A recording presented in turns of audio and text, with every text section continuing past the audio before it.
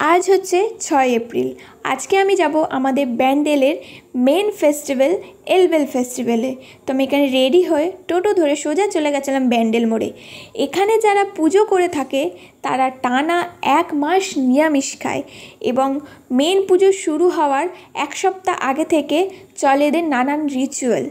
এবং এদের যদি মেন পুজো দিন হাঁপিয়ে যায় তাহলে এমনি কারোর পিঠে বসে এরা রেস্ট নেয়।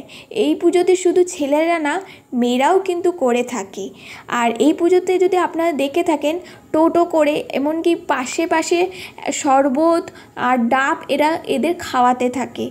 আর আমাদের সাধারণ পাবলিকের জন্য এরা কিন্তু ভোগ প্রসাদও দিয়ে থাকে।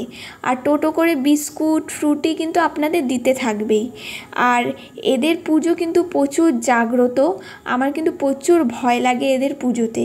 আর যারা এরা মেন পুজো করে থাকে, এদের রাস্তায় যেতে যেতে যতগুলো মন্দির পড়ে ততগুলো মন্দিরে এরা এমনি পান পাতার ওপরে কর্পূর রেখে আগুন দিয়ে জ্বালিয়ে প্রত্যেকটা মন্দিরে আরতি করতে করতে যায়। আর কিছু কিছু লোকও আছে যারা ডাবের মধ্যে কর্পূর পুড়িয়ে এদের আরতি করে এদের সামনেই এদের নজরটাকে নামায়।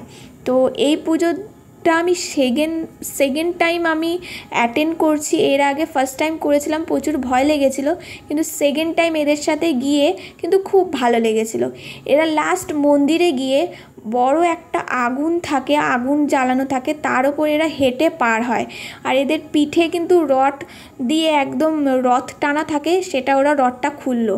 আর এই মন্দিরে এসেই এদের গালের যে রডগুলো ঢোকানো থাকে এদের খোলা হয়। এই রডগুলোকে বলা হয় বেল।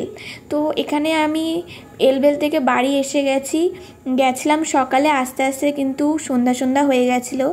আজকের জন্য ভিডিও এইটুকানি। ভালো লাগলে অবশ্যই লাইক সাবস্ক্রাইব করে দেবেন। Thank you.